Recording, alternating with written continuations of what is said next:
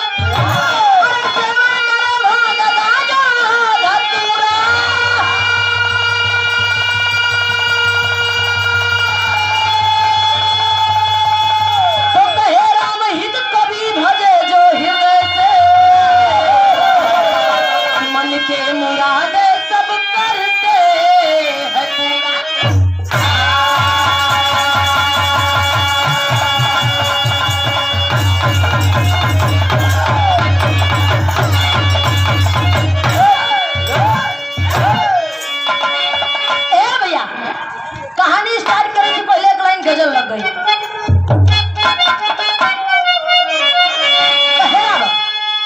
अरे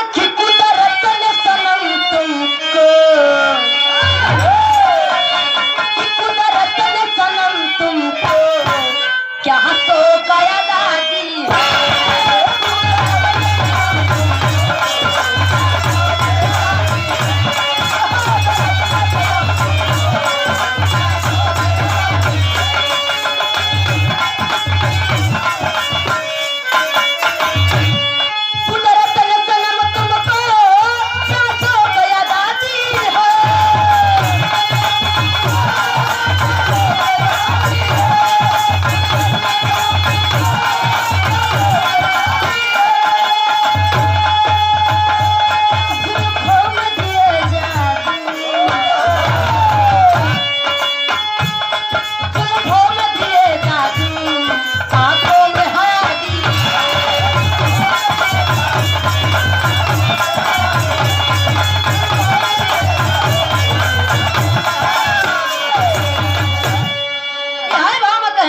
कवि जी बड़े सुंदर लाइन लिखे का।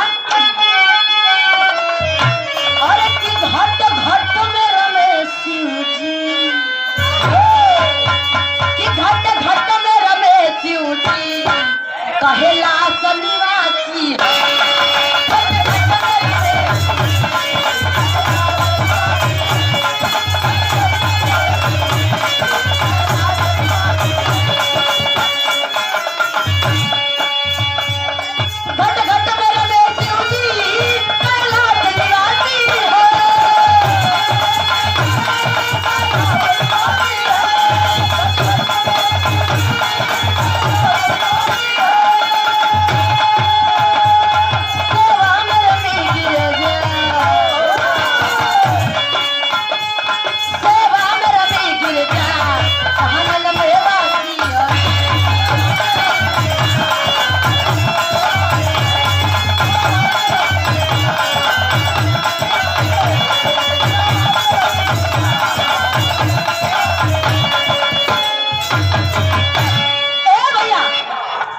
इधर बात समझला, कहानी समझला, कहवा के कहानी कैसन कहानी बा। भगवान भोलेनाथ कैलाश पर्वत पे बैठे हम माई पार्वती पहुंच गए बाबा का कसो यहाँ होई का कहे का बाबू बतावा, कहा बतावा कैसन होत बा इतने दिन से शादी कई के लिए आया है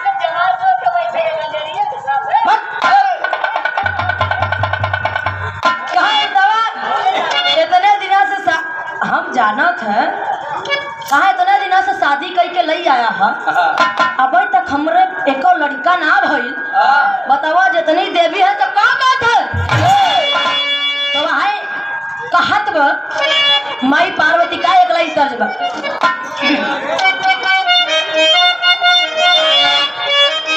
यह कहना बा कि कसिया भी झार कि कसिया भी झार लेनी पहन लेनी साड़ी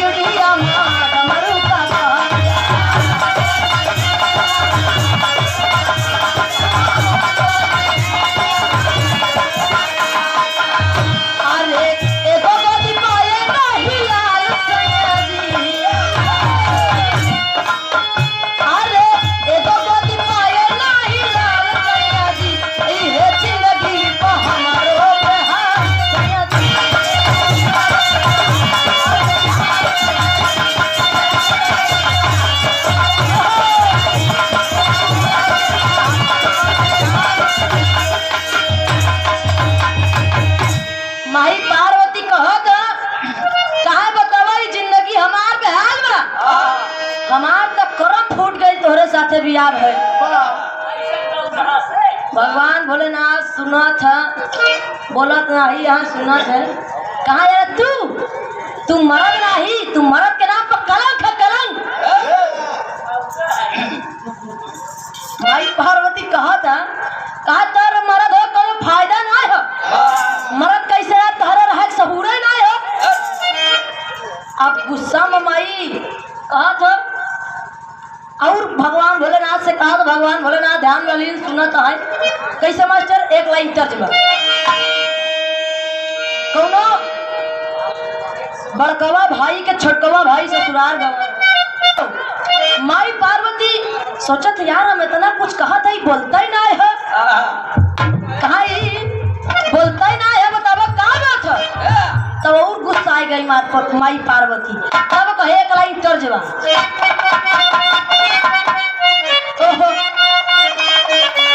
यार कौनो छोटकवा भाई बड़कवा भाई के ससुरारे घर जब ससुरारे गवा ससुरारे से आवा हारमोनियम मास्टर के ससुरारे ढोलक मास्टर के रहन क्या बात है। आज जब गए रहे ना तब वहां से आए तो हारमोनियम मास्टर पूछे कहाँ का हो का हाल बा हमरा ससुराल के तो बताबो तो कैसे अरे की एक चलो है के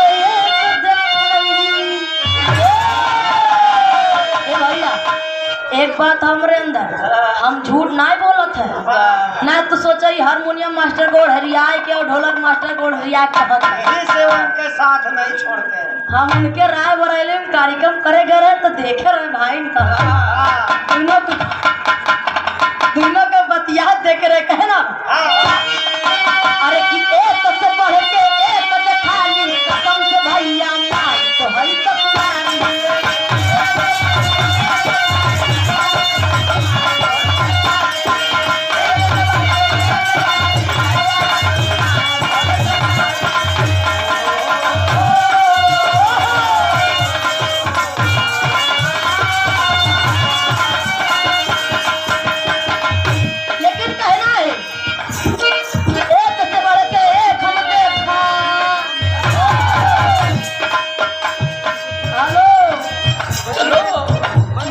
हेलो माय डियर कहना है एक चवर के एक हम देखा भूत प्रेत बैठाल हाल हम जान गए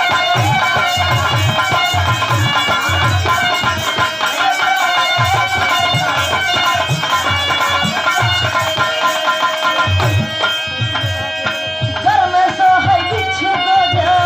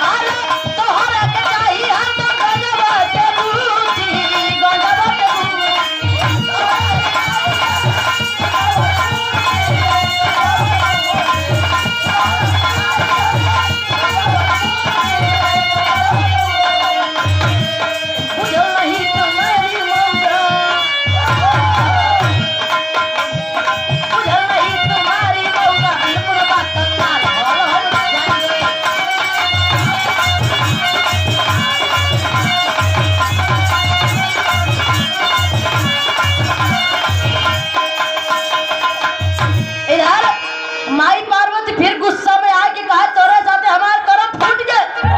तो हार हाल हम जान गए कितना पानी में हवा ई भूत प्रेतन के साथे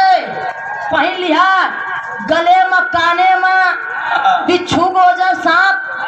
सब पहना ही भूतन के बीच में रहता। अब भगवान भोलेनाथ मुस्कियात माई पार्वती कहा तू मरद नहीं मौका मौका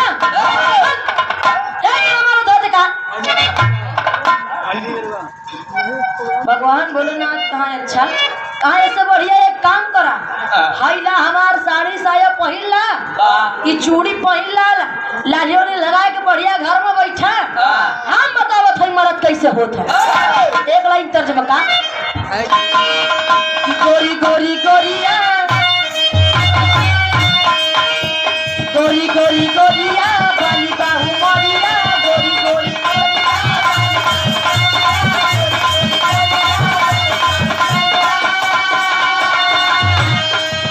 अरे गोरी गोरी गोरिया बाली बाहू मोरिया अरे लुका मारिया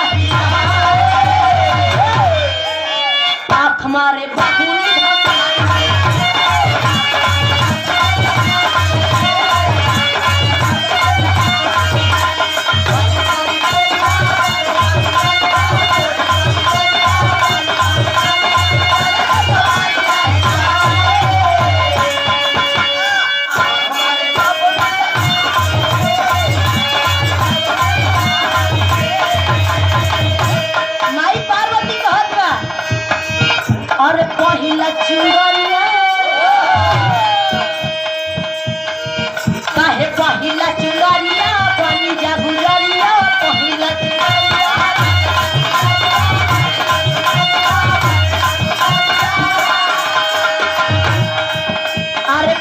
जा चुनरिया बन जा गुजरिया अखियों में कजरा लगा मजा करा चोलिया गता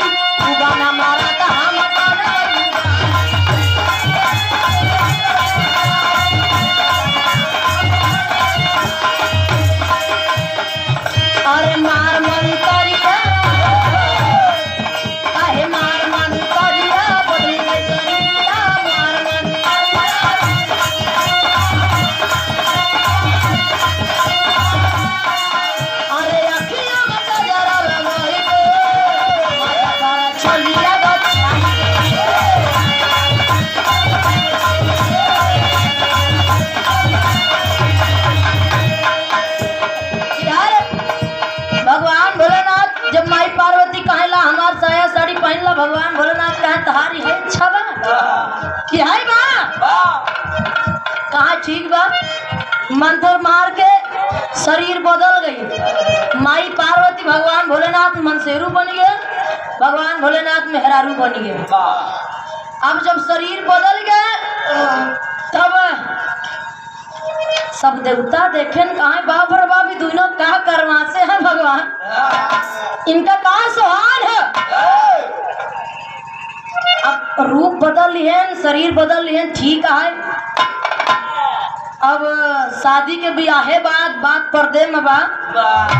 जे करे के बोला थे गोल अब इधर भगवान भोलेनाथ माई पार्वती दोनों लोग समय बीता बाबू भगवान भोलेनाथ गर्भवती हुई है जब गर्भवती हो गए तो होत का बा मास्टर तेरी के भामा कहना अरे राम बुझाई कैसे दिल की वेदना ओ राम बुझाई कैसे दिल की वेदना हिमालय हिल गया लग सागर की गहराई बुझाई कैसे दिल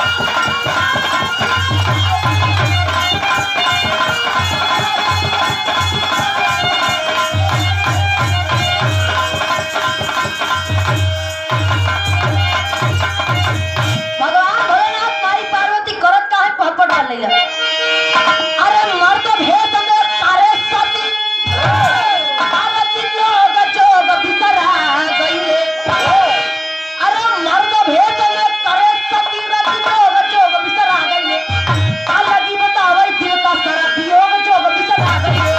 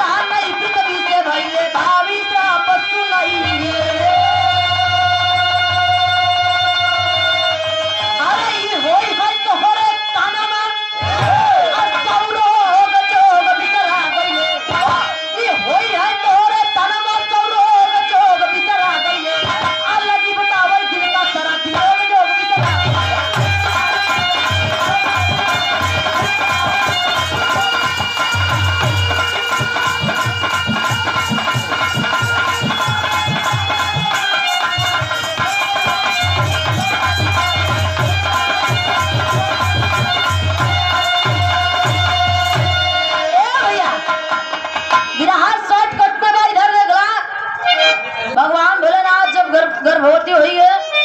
समय बीता लड़का पैदा भई 9 महीना बीत गए 10वें में लड़का कई ठे लड़का पैदा भई अब एक ठेरा इधर भगवान भोलेनाथ के सब ठेका दिल पैदा भगवान भोलेनाथ के सब ठेका दिल पैदा भइल अब इधर 99 बेटवा अब एक बिटिया, 99 बेटवा पैदा भइले, एक बिटिया पैदा भइले। ई धरती से पृथ्वी से सहान ना भइल, उसका सुनाई देन कि तोरे तन में सौरोग। अब सौठे का देल पैदा बन जिधर ही देखा उधर ही चापा लगाए हैं, रोवत है। भगवान भोलेनाथ कहाँ बाप रे बाप, एठ दूछो होते तो कोनो तरह से पाल ले। ई बतावा सौठे गदेल का कैसे सही पाली, एक ही ठौरे में जहाल है। माई पार्वती से कहाँ कहाँ देखा, ये हमरे बस के ना है भाई, ई गदेल उदेल हमरे बस के कहाँ बस आएगा समझ में। यह तोहर मर्दानी कहा मेहरवन का पूछा, मेहरवन से पूछा कितना दुख सहत है। लड़का पैदा होत बा तो मान ला नया जन्म पहुंची है, तबो पर कहे मेहरवन का का समझ है। आपन वाली चाहे कितना नीक हो, बगलिया के चाहे कानीन हो, लेकिन बगलिया बड़ी अच्छी रहत है,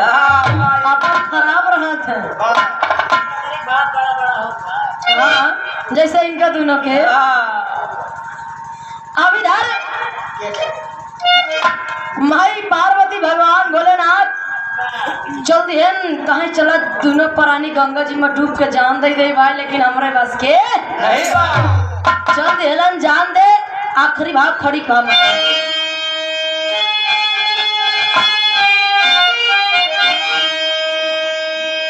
अरे डुबकी मारे गंगा जी,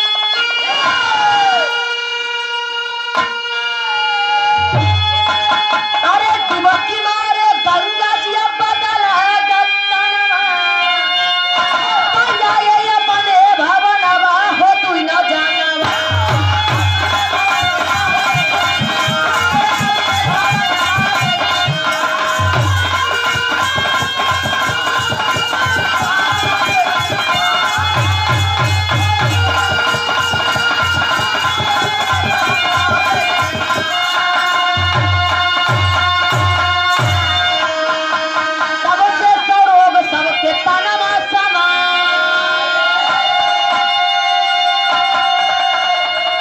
और 99 लड़का शिव जी के बनले दवा, अरे कन्या बन के मृत नहीं बची जानवा, दवाए अपने भवनवा हो तू न जान। इधर भगवान भोलेनाथ माई पार्वती गए न जान दे के बदे डुबकी लगावे, शरीर बदल गए बाबू, लेकिन जान नाई के मरे नाही, शरीर बदल गए। फिर माई पार्वती है नारी बन गए, भगवान भोलेनाथ पुरुष बन गए। जवन भगवान भोलेनाथ के लड़का रहे 99, वो सब दवाई बन गए। 99 लड़का जवन रहे उस सब दवाई बन गए, सब जड़ी बूटी बन गए। लोग कहा ना सांप के जड़ी बूटी है, बिच्छू के जड़ी बूटी है, पत्थरी के हाँ ऐसा नहीं सब चीज के जड़ी बूटी बन गए।